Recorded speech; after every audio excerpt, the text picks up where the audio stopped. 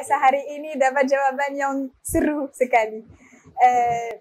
Waktu Kang Fakih memulai untuk benar-benar mencoba menjawab ya tentang isu-isu, bagaimana pandangan Anda tentang pemikiran ulama klasik tentang isu-isu perempuan di dunia Islam, dan mungkin di dalam karya Mubadalah bagian dari fiqh dan pemikiran klasik itu sebesar mana? Ya, saya tentu saja mengalami proses ya, tapi secara umum saya berbeda dengan teman-teman kolega yang selalu memandang tradisi klasik dengan mata curiga, dengan mata judgment, mengatakan ini adalah misoginis, ini adalah patriarkis. Di satu sisi, di sisi yang lain teman-teman yang selalu harus membela tradisi sebagai adiluhung. Adiluhung tahu ya? Adiluhung itu tradisi yang hebat, yang keren, yang sudah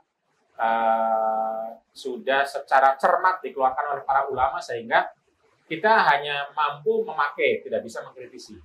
Jadi ada dua sisi yang mengatakan, wah ini misoginis karena itu nggak perlu dipakai. Sisi yang lain mengatakan, oh ini sangat sakral, sangat hebat karena itu tidak bisa orang seperti kita mengkritisi. Nah saya kurang setuju dengan dua aliran itu. Walaupun mungkin saya mengalami proses ya, jadi mungkin ada sedikit-sedikit marah atau tidak setuju mirip teman-teman misoginis, atau sisi lain saya menerima saja apa adanya. Tetapi intinya saya seperti di antara in between. In between itu artinya adalah saya memandang bahwa kita itu hidup dalam sebuah tradisi. Tidak mungkin kita hidup tanpa tradisi. Jadi kita itu bisa berbahasa Indonesia, berbahasa Arab, kita bisa beragama, beribadah, karena sudah ada tradisi yang sedemikian rupa lahir sejak dulu. Dan itu tidak bisa. Jadi segala perbaikan, perubahan, apapun ide itu pasti ada akarnya. Nah, karena itu kalau saya memandang tradisi itu adalah apapun di sana adalah merupakan akar saya, merupakan inspirasi saya. Inspirasi untuk melakukan perubahan-perubahan tadi. Jadi bagi saya penting untuk membaca kembali tradisi, tapi bukan sebagai produk, tapi sebagai inspirasi. Inspirasi untuk menjawab apa yang dialami gitu. Yang dialami, misalnya kita mendengar Nabi itu sering ditemui perempuan yang mengalami kekerasan, perempuan yang dicerai, perempuan yang tidak dikasih nafkah. Itu kan dijawab sama Nabi dengan jawaban-jawaban yang saat itu sangat menginspirasi menurut saya. Jawabannya tidak harus sama. Jadi kita penting sekali untuk melihat tradisi itu sebagai sumber inspirasi dari atau terhadap seluruh kerja-kerja kita sekarang. Jadi tradisi tidak dipandang produk yang selesai dan mati atau final, tapi sebagai sumber inspirasi terhadap atau dari seluruh kerja-kerja kita gitu.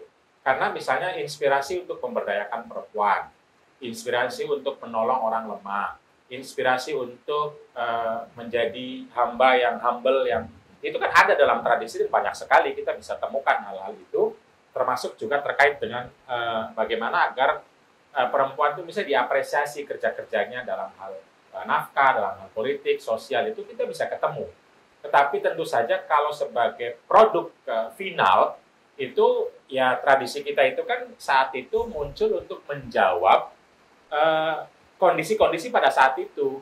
Sehingga tidak fair menurut saya keilmuan kita atau perspektif kita itu digunakan untuk menjudge atau menilai tradisi yang itu lahir pada saat itu. Kita boleh mengkritik orang yang menggunakan tradisi itu untuk kepentingan sekarang. Nah, itu kita boleh kritik.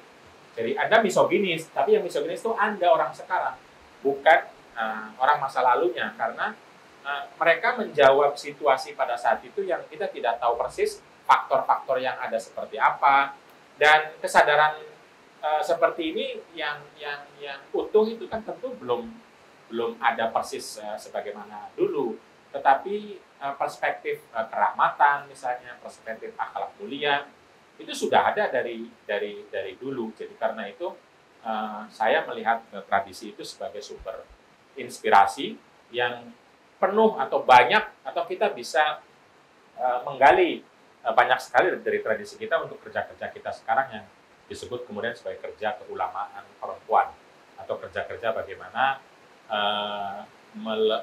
melihat, memandang perempuan sebagai sama-sama manusia, hamba, dan khalifah, baik di ranah domestik maupun publik, sehingga seluruh kebaikan itu perlu dikerjakan bersama dan diperoleh bersama.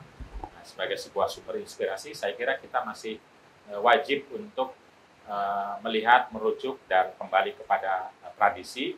Mengapa? Ya karena kita ada itu karena tradisi kita. Kita tidak mungkin ada tanpa tradisi.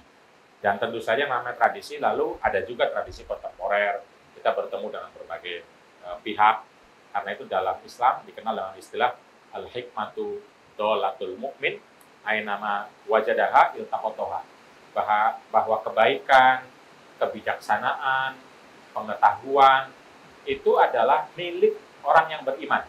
Dari manapun, dari siapapun, dari peradaban manapun, jika ditemukan, kita berhak untuk mengadopsinya. Nah, itu yang bisa menjadi kata kunci dalam melihat tradisi klasik maupun tradisi kontemporer. Wow. Jadi, Kang Fakih, kenapa Mubadalah lahir?